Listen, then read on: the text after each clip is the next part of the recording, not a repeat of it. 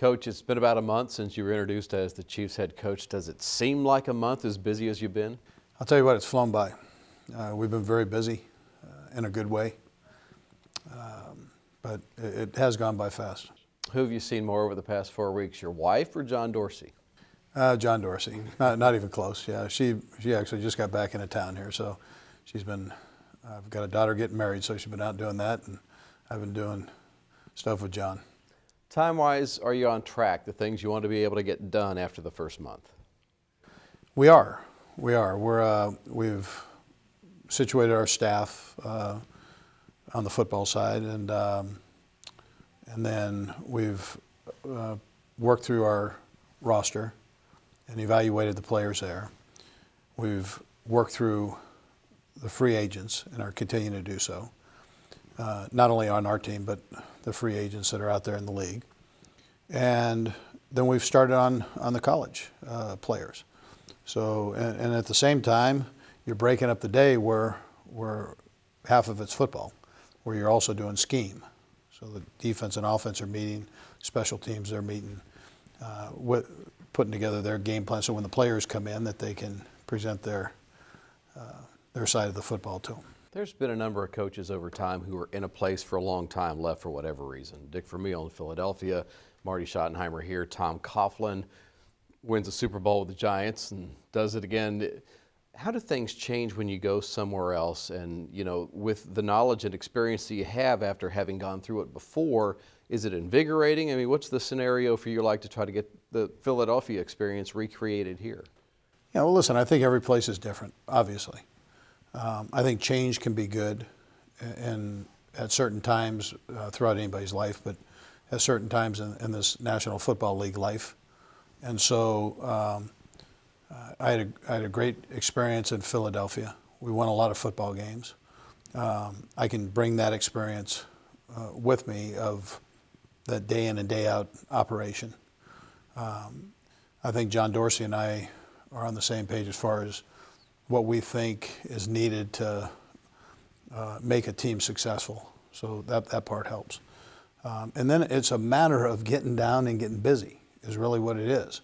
The dedication, the hard work, the energy that you're going to put into the football team as players and coaches is really what it comes down to. And it's very important that everybody dedicates himself to being successful. And you get all those strong minds doing that, normally good things happen. 53 guys on a roster, but when you look at the way it breaks down, you got quarterback, 2 tackles, 2 pass rushers, 2 corners. Those 7 guys, is that the core for success, that if you have good guys in those 7 spots, you can win? Yeah, normally you'd say that. Normally you'd say you take care of your offensive line, defensive line, corners, and quarterback, you can compete in the National Football League. It's important to have those other positions and also be strong in those positions. But you always start with those big guys up front, make sure that they're right. And you know how important it is. I mean, it's an understatement how important the quarterback position is. You've got to address that issue, and we're doing that as we go through the guys that are here. It's important that they fit into your program. That's the important thing. So you've got to take a close look at the players right here with the Chiefs, and then you've got to make sure that you evaluate the free agents, and you've got to evaluate any trade possibilities in the college players. And you want to make sure you do as thorough job as you possibly can in that area, and then you attack all those different positions kind of that same way. You've had great quarterbacks and developed some. Brett Favre was the gunslinger. Michael Vick could beat you with a 50-yard run or pass. Donovan McNabb had that presence on the field. What are the skills in that position that your quarterback has to have? Well, I mean, listen, the skill that's most important is that he wins football games. Now, that's a bold statement. But what you see with the quarterback position is the great ones make everybody around them better. That's what they do. They make everybody's game come up. And so that's what you I'm making it short and sweet for you. We're not talking about the intangibles that go into it. We're not talking about the reads on time. We're not talking about the footwork, the arm strength, the hands, all those things.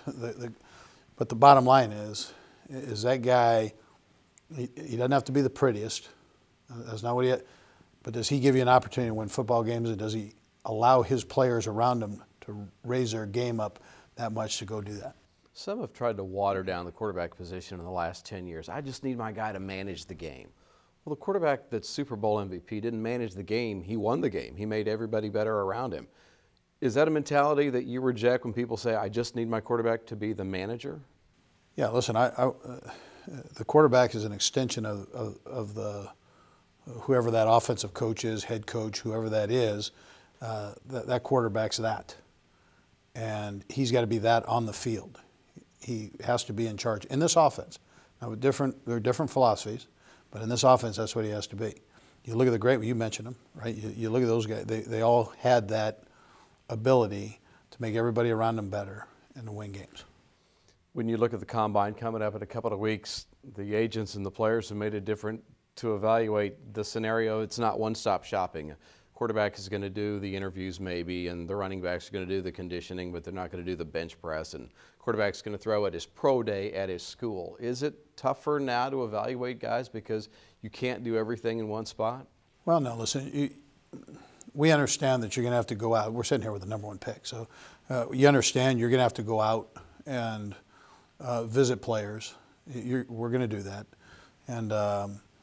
And talk to them. As much time as you can spend with a player, the better you get to know him, the better chance, or it's a less variable or degree that he isn't successful. You know that 50% of those number 1 picks kind of bomb. So you want to try to narrow that down, that margin of error down as fine as you can get it. So as much time as you can spend around these guys, you try to do, and then you take your shot from there. There are so many experts out there, the blogs, the websites, the internet just goes crazy with draft possibilities. If you have some spare time, do you flip on SportsCenter for all of the bright guys on TV to tell you what you need to do with that first pick? No, listen, I don't. I trust John Dorsey is what I do, and then I trust the scouts that are there and the guys that do this 365 days of the year, and then I have the opportunity to go in and evaluate and look at the guys, and I trust that. So, I'm not taking away. There are a lot of guys out there that are working their tail off for ESPN, for the NFL Network. These guys, they spend a lot of time doing that. That's one guy doing everybody. That's a tough thing to do.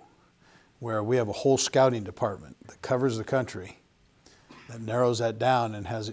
They have sharp eyes. That's what they do as a profession, and so I try to trust that approach and the guys that do it. You know what it's like to have the number 2 pick, but to be able to pick that one guy. What energy is in the room when that happens? Well, I do. I mean, Donovan was the 2nd pick in the draft, and there was a lot of energy there, and I know there'll be a lot of energy for this one. It's exciting, and however we make it work. Whether we stay there, we trade back, or whatever we do, it's going to be the right thing for the Kansas City Chiefs. And that's the important thing, and we all have to make sure that we understand that. This has been a production of Metro Sports and Time Warner Cable, Kansas City.